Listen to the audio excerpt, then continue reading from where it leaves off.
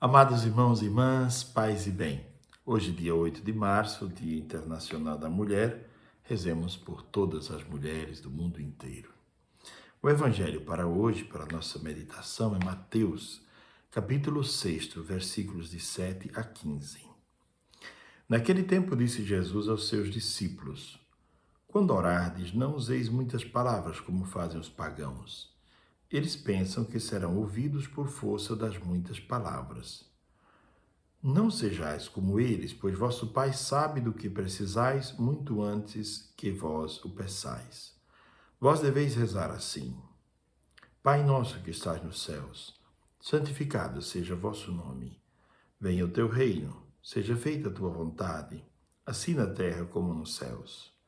O pão nosso de cada dia nos dai hoje. Perdoa as nossas ofensas, assim como nós perdoamos a quem nos tem ofendido. E não nos deixeis cair em tentação, mas livra-nos do mal. De fato, se vós perdoardes aos homens as faltas que eles cometeram, vosso Pai que está nos céus também vos perdoará. Mas se vós não perdoardes aos homens, vosso Pai também não perdoará as faltas que vós cometestes. Palavra da salvação, glória a vós, Senhor. Meus irmãos e minhas irmãs, estamos diante de uma oração que é a oração, de fato, mais conhecida de todos nós. Uma oração comentada por vários padres da Igreja. Existem livros, inclusive traduzidos em português, com comentários, sobretudo de dois padres da Igreja, comentando o Pai Nosso. Também, Santo Tomás de Aquino escreveu um comentário ao Pai Nosso e muitos santos fizeram a mesma coisa, comentaram esta oração. Porque esta oração não é apenas uma oração, mas é um programa de vida. Dizem alguns teólogos que aqui está o resumo de tudo aquilo que Jesus ensinou. Então, muitos teólogos dizem até que, pegando tudo que Jesus ensinou, a conclusão é esta, não é? Seria esta. Tudo começa com um convite à oração. Jesus diz: quando vocês forem orar, não usem muitas palavras, porque qual é a finalidade da oração? A oração é o diálogo entre Deus, que é Pai, e seus filhos e o Pai. Então não precisa usar muitas palavras, nem palavras escolhidas, palavras belas, como se fossem para encantar a Deus, ou como se fossem para convencer a Deus, ou para fazer Deus mudar de opinião sobre um determinado assunto. Então a oração não se trata disso. A oração é, antes de tudo, um diálogo de amor entre nós, filhos, e o Deus que nos ama. É preciso entender qual é a finalidade, que é justamente essa: promover a aproximação do homem a Deus. Mas também, na oração, como dizem os antigos padres da Igreja, Deus se abaixa para que o homem seja elevado. É como se Deus abaixasse a mão para tocar a mão do homem, não é? É um diálogo de amor.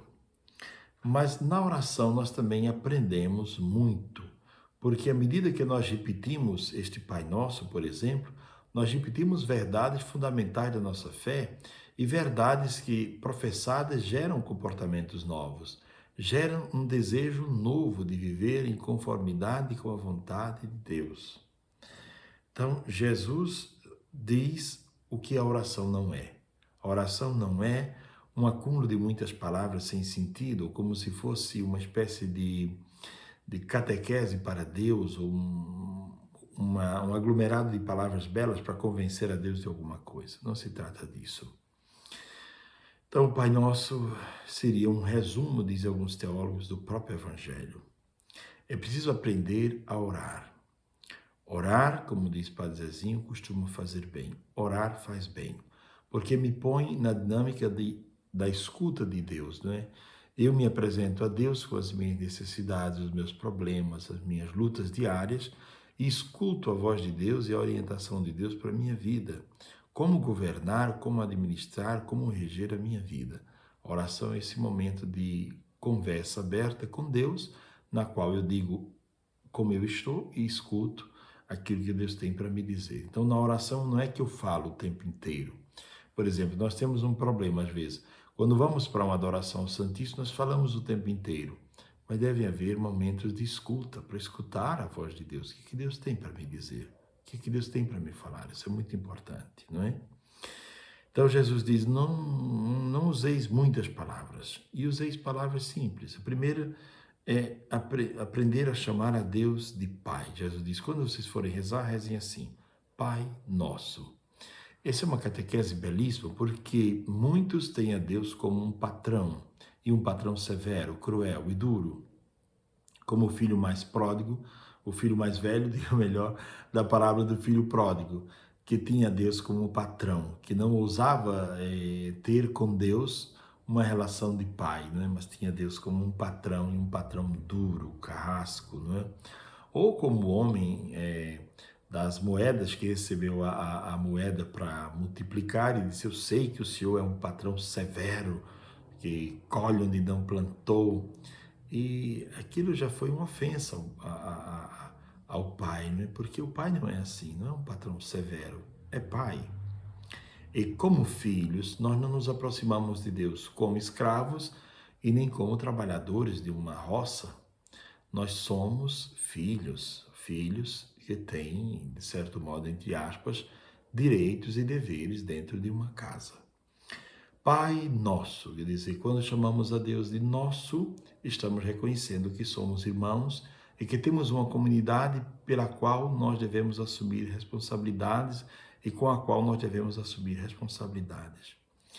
Pai nosso que estais nos céus, quer dizer, o céu não pensemos de acordo com a filosofia grega, que falava em 7 céus, como numa camada, né? Por isso que alguém pensava nos 7 céus, mas pensava também nos vários infernos, né? E às vezes alguém diz o quinto dos infernos, né?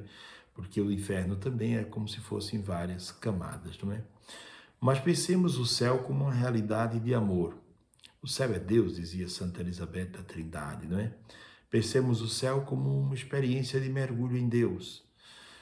Pai nosso que estás nos céus, quer dizer, Pai nosso que estás distante e ao mesmo tempo próximo de nós, que tens um jeito de propor a vida que não é ainda assimilado pelo homem.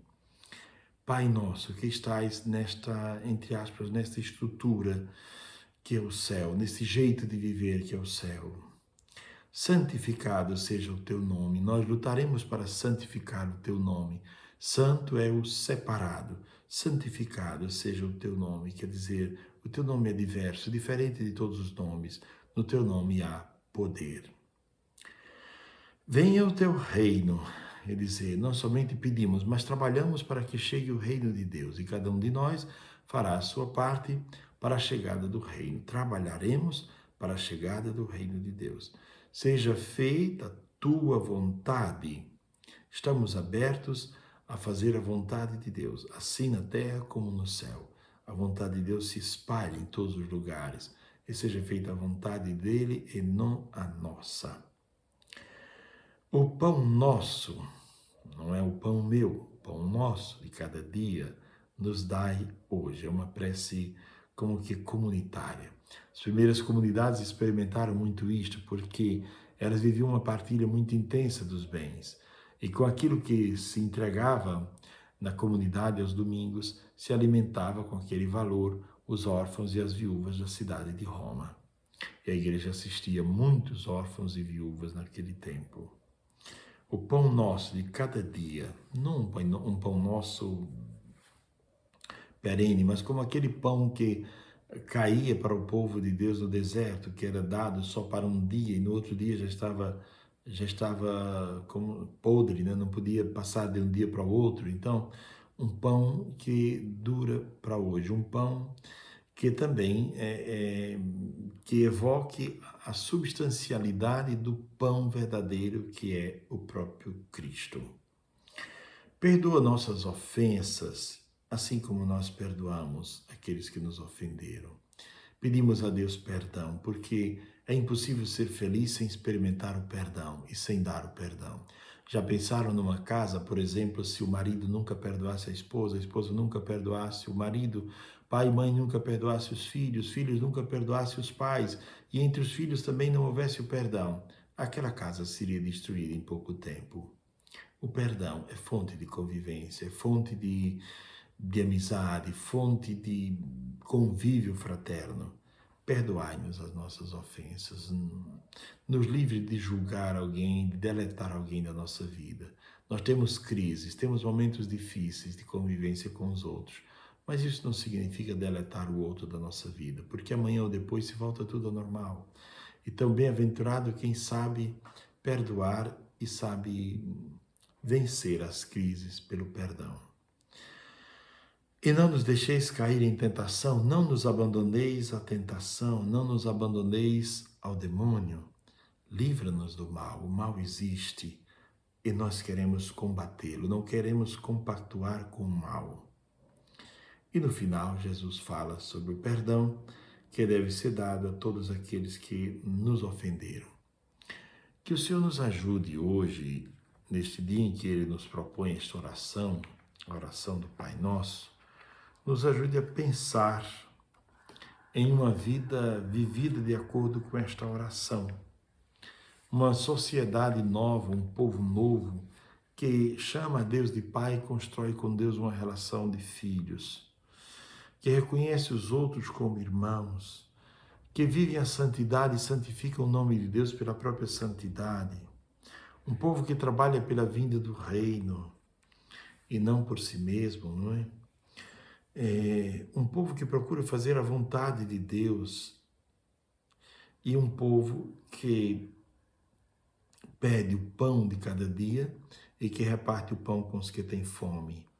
Um povo reconciliado que se reconcilia constantemente com Deus e com o próximo.